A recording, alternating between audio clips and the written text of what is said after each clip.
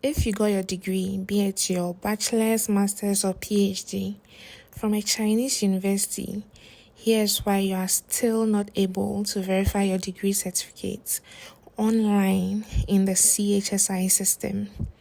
Look, this is a very easy process, but a wrong start might put you in a state of perpetual frustration.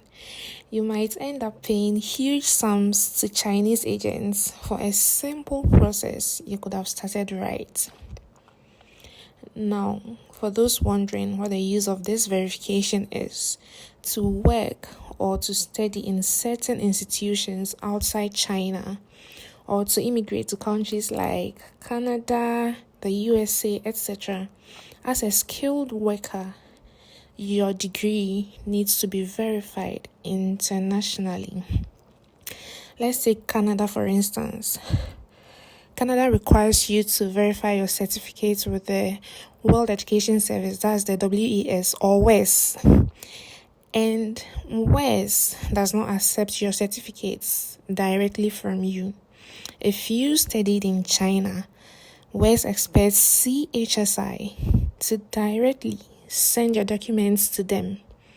And for this to happen, you need to first verify your certificate yourself in the CHSI system. Then you issue a request for CHSI to send the verified report to WES on your behalf. You might be wondering why I'm making this video on this channel, because this is obviously not a tutorial channel. However, in the past 2 years, I've helped my friends and friends of friends to verify their degrees in the CHSI system. I'm currently working on a few for free, of course, but I feel a bit overwhelmed. So I thought, why not make a video to break down why such an easy process has become so complicated?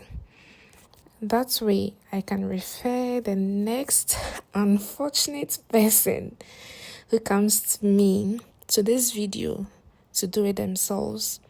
So let's get into the steps and the common mistakes you might be making. Mistake number 1 is creating an account first. Now, contrary to all the tutorials you see online, even on the CHSI website, the first step is not to create an account. Do not start by creating an account. I'll explain why. This is because to successfully verify your degree online, you need to create your account using your own name, but in the exact format your university presented to CHSI. Let me explain that. If the spacing in your names is 1, the name you create the account with should also have the same number of spacing. If there was a comma in your name, you should include a comma. If your names were mysteriously entered together without spacing, yes, a lot of people have their names entered like that. You must create the account in the same format. Anything other than this is a recipe for disaster. You will not find your information in the system. The bad news is the majority of the people whose documents I've worked on had their names either wrongly entered or arranged in a very funny way, unimaginable ways. Some even had their Chinese names entered instead of their real names. So, how do you know what exactly your name looks like in the system? Here's what you do. 1, download the CHSI app onto your phone. It makes the process much easier than using it on a PC. 2, when you open it, This is what the interface looks like. Do not register an account yet. Click on the icon that reads Shuweicha. If you can't read Chinese, it's the fifth icon on the screen represented by a graduation cap. Open it. Over there, enter the details they are asking for. Now, here's the deal. Enter your 16-digit certificate number in the first space. Note that your certificates usually have two numbers. There's a 16-digit one and there is an 18-digit number. Enter the 16-digit certificate in the first space provided.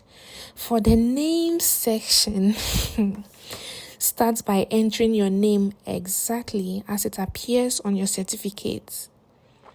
Fill in the other required details and submit.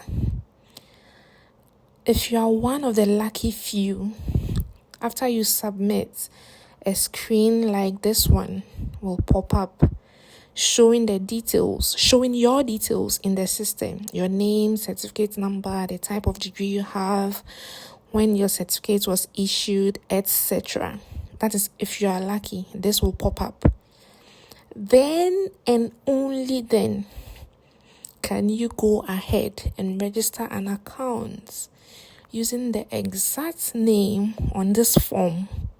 Same arrangement, same spacing, and your passport number at the time of graduation.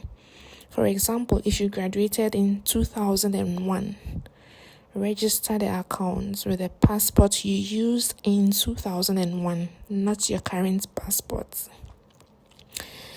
On the other hand, most of you will not see your name on the first attempt. I am talking from experience. Do not proceed to register when you haven't seen your name and details in the system. You must keep trying, repeating this process until you find your name, your data in the system. Now, this is where your high school permutations come to help you out. Okay, so let's say your name is Peter John. I'm using a very simple name, but some of us, we have very complicated names. So if your name is Peter John, one by one, try the different arrangements your name might have been entered in. Here are some possibilities. We have Peter, then you have a space, then John, Peter, then now you put them together, John, Peter without spacing, Peter, John without spacing. Just try different arrangements of your names. Where you have more than two names, say 3, 4 names, sometimes they add commas, so you could have Peter, John, then a third name, which name should I use? John Michael. So you try Peter, John Michael, John, Peter Michael. Just try. One of them will work. The fewer the merrier, they say. The more names you have, the more tries it might take. If you are not lucky, keep trying until you get the version that shows your details in your name, in the system, I mean. Once you see your details, right? Once you see your details with the information on that form and your passport number at the time of graduation, you can now go ahead and start the process by registering an account with the exact name you see in the system. Without the right arrangement, there is no way on earth you will be able to verify your degree online. Sadly, that is how it is. A few more important things you should note. 1, if the form shows a comma in your name, first register your name without a comma. Because weirdly, even though the system stores your name with a comma, it won't allow you to register with one. So you register without the comma, then you send an email to CHSI asking them to change the name to include a comma. Here is the email address of CHSI. I hope you are getting me. If you have any questions, leave them in the comment section below. Okay. Same goes for hyphens. Register the account without the hyphen. Then email CHSI to request a name change in their system to include it. In my experience, they usually fix it within 1 working day. Now you are ready to verify. Once your name in the system, your account name, and your passport number at the time of graduation all match, you are now free to follow any of the CHSI degree verification tutorials you see online. Unless you do what I've just explained, no tutorial on earth can help you verify your degree if you are not lucky. Leave your questions below if you have any, and I will answer them. On how to verify the degree after the creation of the account, trust me, once you have done what I have explained, it is very, very easy. Just follow any tutorial online to verify your degree. There are lots of them.